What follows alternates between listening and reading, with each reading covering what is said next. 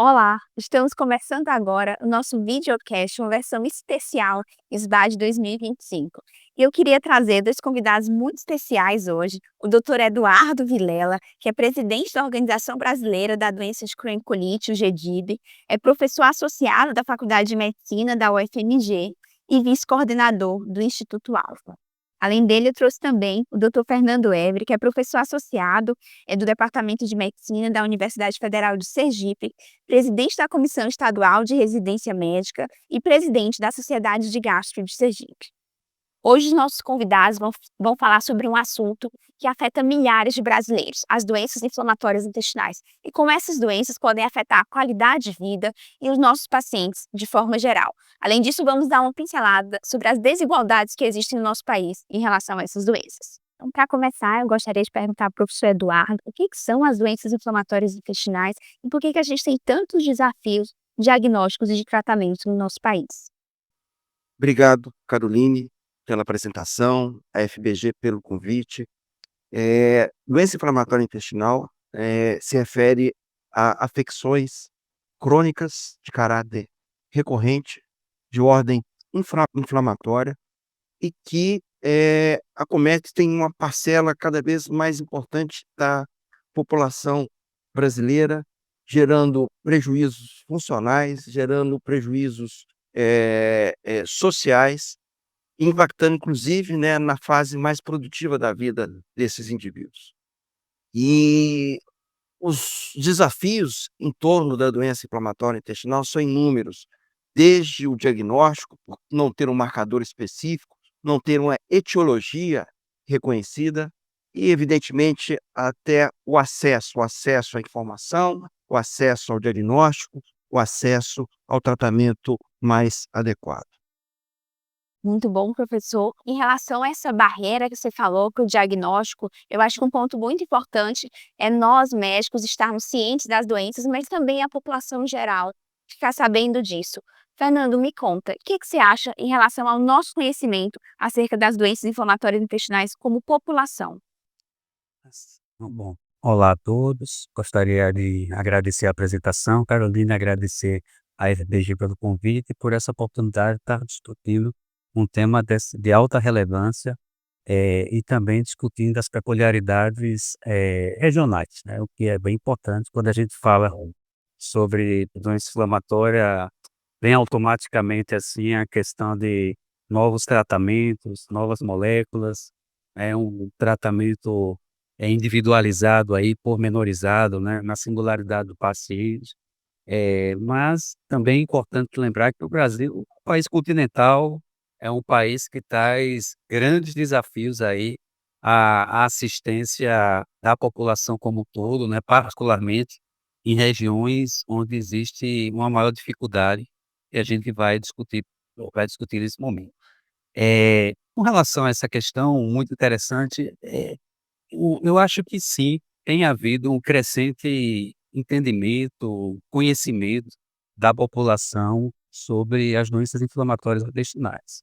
Mas a gente tem um longo caminho ainda pela frente, né? É muito comum ainda os pacientes, eles encararem, assim, muitos pacientes encararem como a diarreia crônica como algo normal, entre aspas, né? É frequente também a gente ver uma dificuldade de a gente, os médicos, né, não especialistas, identificarem sintomas, assim, as red flags, tá? Aí acho que a gente tem um longo caminho ainda a poder trabalhar o conhecimento, né, para os médicos que estão na atenção primária e a partir daí, reconhecer mais rapidamente, identificar mais rapidamente pacientes com a suspeita desse problema e encaminhar, né, para um atendimento mais especializado. É muito comum ainda pacientes ficarem anos, tá, com um diagnóstico, realizarem inúmeros tratamentos antiparasitários, receberem diagnóstico de síndrome de intestino irritável, receberem diagnóstico de intolerâncias alimentares e não melhoram, se faz aí enfim, um tratamento aí direcionado para esse diagnóstico, o paciente não melhora eu trabalho no interior de Sergipe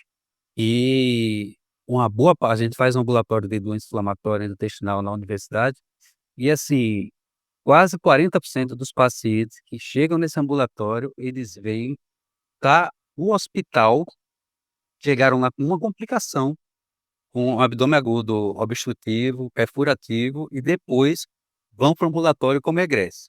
Você vê aí a situação. Então, assim, eu acho que a gente tem muito a avançar no sentido de esclarecimento da população e esclarecimento de todos os médicos, né, inclusive, principalmente, eu diria até dos não especialistas. Excelente. O doutor Fernando comentou muito bem do atraso diagnóstico, né, e das complicações que a gente pode ter, mas também de disparidades regionais. Professor, você nota realmente, a gente tem algum estudo falando em relação a isso, das disparidades no nosso país e quais são as dificuldades fora dos principais centros urbanos em relação ao diagnóstico da doença inflamatória intestinal? Em 2020, nós publicamos um estudo que nós avaliamos, as demandas, perspectivas, as dificuldades do atendimento desses pacientes sob a ótica dos médicos. Então, nós enviamos um questionário, mais de 280, se não me engano, 284 médicos responderam. Nós fizemos um tratamento estatístico disso de maneira global e individualizado por região. Em todas as variáveis, praticamente todas as variáveis, acesso a vários medicamentos, acessos a exames mais complexos, não houve tanta disparidade. Mas especificamente, em relação à calprotectina na ocasião, os médicos do nordeste relataram mais dificuldade no acesso. Isso foi em 2020, hoje a calprotectina já está mais acessível. E a ideia nossa é replicar esse estudo ano que vem, 6 anos depois. Uma outra dificuldade que foi reportada nesse estudo, sob a ótica dos médicos, foi o encaminhamento para as outras especialidades ou outros profissionais de saúde da área médica. Eles relatavam, por exemplo, a dificuldade de ter uma enfermeira para auxiliar no manejo de transtomia, por exemplo. Mas, de maneira geral, Caroline, o que nós podemos observar nesse estudo? Que havia, sim, dificuldades e demandas não atendidas gerais, de maneira geral, no Brasil inteiro, a ponto de quase 90% ter relatado uma dificuldade de acesso à enteroscopia, a uma cápsula endoscópica, por exemplo. Então, existem sim, algumas dificuldades regionais, existem sim por conta continental, de até mesmo transporte, para a aplicação de determinados medicamentos, mas de maneira geral, a gente enxerga que o problema ele é difuso, ele deve ser, merecer uma atenção devida, porque os gargalos, de maneira geral, não são tão diferentes entre as regiões, como a gente achou que fosse, não. Excelente. Em relação à questão da calprotectina, talvez a gente tenha, assim, uma mudança, agora que a gente tem o exame incorporado no rol da ANS, mas é importante lembrar que o PCDT de doença de Crohn talvez incorpore, de fato, a calprotectina, ele ainda não tinha incorporado. Então é um exame que nacionalmente, né, a gente não tem disponível, no nível do SUS para os nossos pacientes. Um outro detalhe, doutor Fernando, que eu gostaria de falar para você, o professor Eduardo falou muito bem das disparidades em termos de diagnóstico e que elas não eram nem tão grandes quanto a gente imaginava, mas em relação ao acesso, o que que você acha hoje que a gente tem dificuldade em termos de acesso para os pacientes em relação à aquisição dos tratamentos?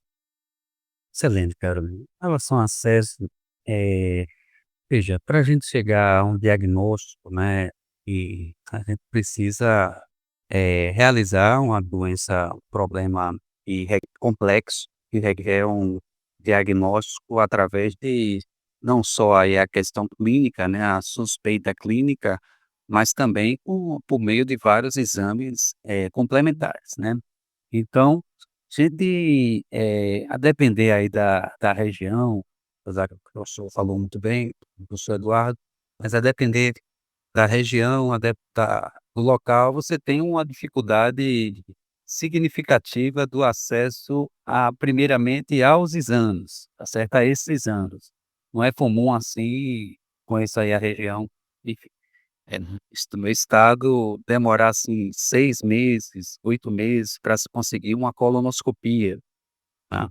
E aí, muitas vezes essa colonoscopia você tem uma dificuldade eh, de um especialista, né, que trabalhe, um patologista que trabalhe, com intestino, né, com doenças inflamatórias, para chegar a um diagnóstico, assim, de precisão, né, não uma coisa inespecífica, né. Então assim, tudo isso quando fala de acesso, eu acho que vale a pena a gente contemplar um pouco, porque, assim, a gente isso envolve retardo, né, no diagnóstico e dificuldade do acesso, né. Com relação ao acesso no que tange ao SUS, a gente encontra em muitos locais uma barreira burocrática muito grande, tá certo? Não é incomum, assim, os pacientes retornarem aí mesmo com, enfim, eh, uma solicitação aí exagerada de elementos aí burocráticos para poder ocorrer a dispensação.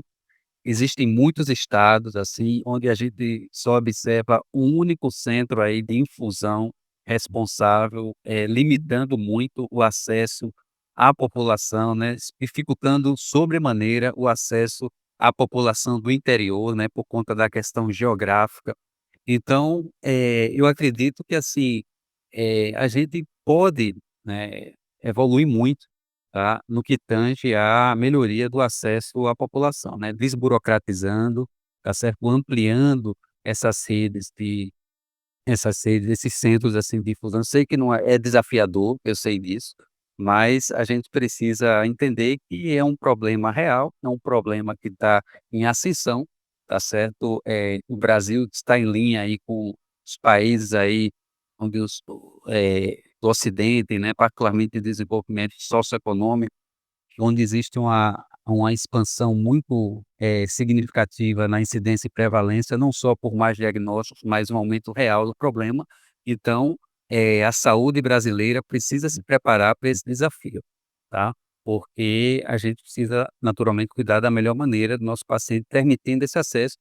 Eu queria também destacar que o acesso, a gente tem de uns anos para cá, novas moléculas, assim, que enfim, que possibilitaram uma mudança, um marco, né, no tratamento adequado ao nosso paciente, não ficar utilizando, enfim, somente corticosteroides, aminosalicilados, a gente fez da entrada dos anti-TNF, mas agora a gente já tem incorporado aí ao PCDT algumas novas moléculas, né, então que possibilitam um rol mais ampliado de tratamento para esses pacientes. Mas eu acho que a gente tem que caminhar enquanto especialistas, né, enquanto a sociedade organizada, articular aí enfim, com os órgãos, tanto na atenção, suplementar, quanto no Sistema Único de Saúde, para sempre ampliar, certo, as possibilidades terapêuticas no sentido de ofertar o melhor cuidado àquele nosso paciente. Excelente. Posso, para comparação, Fernando, você falou que você tem aí um tempo de espera para uma coluna de 8 meses, né, se não me engano Lagarto, né, onde você, né, também trabalha, né. Em Belo Horizonte isso ultrapassa 12 meses. Então, a gente tem que começar a enxergar que o problema é muito mais, é menos pontual ou menos regional ainda.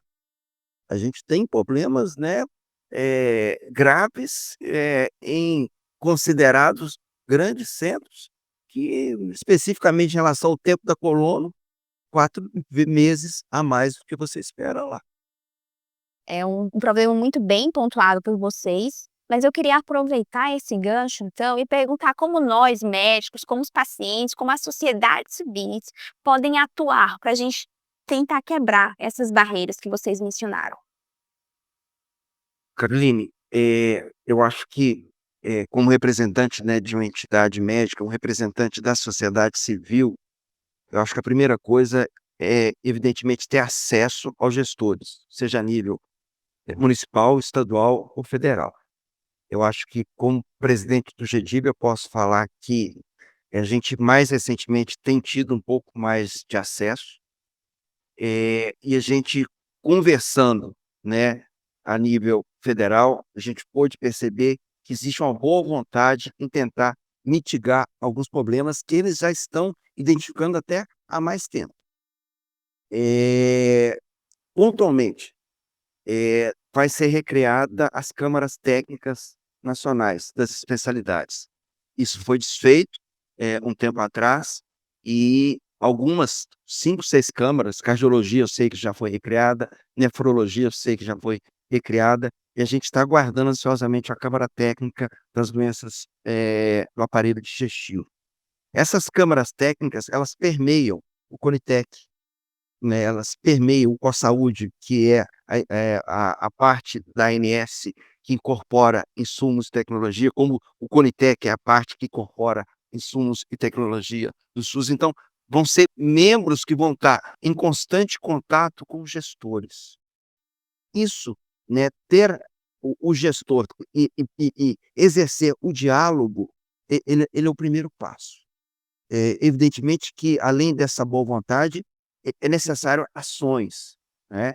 E a gente, como representante da sociedade civil, a gente quer participar dessas ações. Numa conversa que a gente teve recentemente, o secretário especial de assistência à saúde secundária, quer dizer, ele está no terceiro escalão do governo, né, tem o presidente, o ministro da saúde, e que na hora que trabalham com as doenças crônicas, as doenças complexas, nós tivemos acesso a esse secretário. E além dessas câmaras técnicas, ele enxergou algo que o governo, ao longo dos anos, por conta de ter em alguns centros, como os centros universitários, as infusões, os centros de infusões, não houve uma política direcionada para isso. Então, o Brasil, ele utiliza as instituições universitárias como centros de infusão, mas ele não tem uma política, ele ainda não estabeleceu uma política de centro de infusão. Então faz com que em estados que são grandes como a Bahia, a pessoa tem que viajar, né, centenas de quilômetros para fazer uma infusão em Salvador. Isso porque não houve ainda um projeto de lei para começar a criar centros de fusão fora das universidades. Isso foi outra coisa que foi debatida extensamente, e a gente espera que esse diálogo possa continuar existindo e que a gente vai sempre se colocar à disposição do governo para estar ajudando. A gente precisa de ações para isso. Muito bom, professor. É importante pontuar para a gente entender que os desafios realmente eles são nacionais, eles não são de um único centro, de uma única região, mas apesar de a gente falar de todas essas barreiras e diversas formas que a gente tem tentado solucioná-las, o doutor Fernando trouxe um ponto muito importante. A gente tem tido sim alguns avanços nos últimos anos, inclusive avanço com disponibilidade de novos medicamentos. Fernando, conta para mim como esses novos medicamentos têm melhorado a qualidade de vida e quais são as perspectivas que a gente tem com eles. É. Bom, Carolina, excelente. Bom, os medicamentos, eles essa acesso a esses medicamentos e a utilização dos mesmos, né, tem possibilitado os nossos pacientes, uma melhora da qualidade de vida pessoal, né, um menor absenteísmo, a pessoa vários pacientes relatam que estão vivendo agora, né, e não vivendo em função do problema, em função da doença, né. Isso não tem preço, né, o custo psicológico, né, o custo, de saúde mental para esses pacientes que não são adequadamente tratados, isso daí é uma coisa que é difícil de calcular, mas tem um custo muito elevado. Então, o paciente permite ser reintegrado à sociedade, do ponto de vista, profissional, paciente é é um paciente que ele interna menos, né, ele vai menos, tem menos idas ao hospital, é um paciente que complica menos, é um paciente que sofre menos, tem uma redução nas consequências, né, negativas do problema. Então, isso daí tem realmente revolucionado, né, de uns há décadas para cá, mais recentemente até com uma maior oferta, esse cuidado do nosso paciente. Eu queria dizer que algumas propostas de solução, né, eu acho que o professor Eduardo ele colocou aí muito bem, do ponto de vista macro, né, tem uma capacidade maior aí de fazer algumas modificações, fazer modificações aí relevantes, mas, algumas sugestões aqui seriam para locais de difícil acesso, a gente trabalhar mais com a telemedicina, tá certo? No sentido de que, a gente pode trazer em conexão aqui o médico da atenção primária com o especialista, a gente até faz isso lá, as áreas de povoados mais distantes, e fazer por meio de interconsultas, né, fazer um direcionamento, eventualmente pacientes que estão bem controlados, a gente pode utilizar aí a teleconsulta mesmo do paciente, com o médico especialista. A gente tem que eu acredito que tenha que haver um preparo maior, dos médicos da atenção primária em saúde para poderem reconhecer melhor, muitas vezes, como foi falado, questão de identificar mais as red flags, pensar no problema, o problema que não é pensado, não é diagnosticado, lembrar, às vezes se subvaloriza problemas, eh da região ano-retal, tá, pacientes que têm problemas crônicos aí da região ano-retal e, assim, é subvalorizado, o diagnóstico demora a ser feito. Então a gente precisa também trabalhar, o Brasil aí com o seu, como um continente que é, né, e com as dificuldades, como foi discutido aqui, de uma maneira geral, a gente tem que trabalhar de uma maneira global, de uma maneira geral, também a atenção primária, a capacidade de identificar esses pacientes e de manejar de uma forma, mais rápida, né, que seja, encurte as distâncias, né, encurte o tempo, tá, e a gente possa deixar de ofertar um cuidado fragmentado para um cuidado integral contínuo desse paciente, né, que, com os medicamentos, um cuidado multidisciplinar e com a terapêutica medicamentosa que temos à disposição, permite aí modificar radicalmente a vida, né, a qualidade de vida e o prognóstico desse paciente. Perfeito. Discutir esses temas é mais uma maneira de dar visibilidade, né, e a gente tentar quebrar todas essas barreiras. Então eu gostaria de agradecer os convidados especiais que tivemos hoje, eles trouxeram muita expertise tanto do manejo do paciente, mas também de coordenação de centro de doença inflamatória intestinal e a própria gestão de saúde que esses 2 convidados, trouxeram para a gente. Eu gostaria de agradecer, mas eu queria pedir que antes de finalizar, vocês trouxessem uma mensagem final dessa nossa discussão. Começando comigo, Carolina, eu acho que, do ponto de vista, de gestão, de estruturação e que vai impactar diretamente em atendimento e qualidade de vida, nós precisamos cada vez mais tentar sensibilizar os gestores, estar junto deles. E a gente entende que os gestores reconhecem o papel das entidades médicas nisso. Então, essa troca de fluxos de conhecimento, de gestão entre as entidades e o governo, eu acho que isso pode significar para os governos, não só a nível nacional, uma forma de aprimorar, melhorar a qualidade do atendimento, a qualidade de prestação de serviço para os pacientes, não só com doença inflamatória intestinal. Eu acho que um governo que se preze, que é sensível à voz da população, ele tem para consigo, carrega para consigo, uma fórmula de conseguir, esses alvos de maneira mais concreta. Bom, queria dizer que para um problema, complexo, difícil, nacional, e trabalhar trabalharmos ainda mais juntos, né, como falado pelo professor, no macro, na gestão, mas também enquanto sociedade, enquanto, sociedade médica, enquanto especialistas, né, para que o cuidado a esses pacientes, eles não dependam do CEP, né, e seja feita de uma forma, integral, contínua, sem fragmentação. Então, por fim, eu gostaria de agradecer a vocês pela atenção. Foi uma discussão muito rica e eu trouxe convidados com muita expertise para brilhantar a nossa discussão hoje. Nos vemos logo mais. Até mais.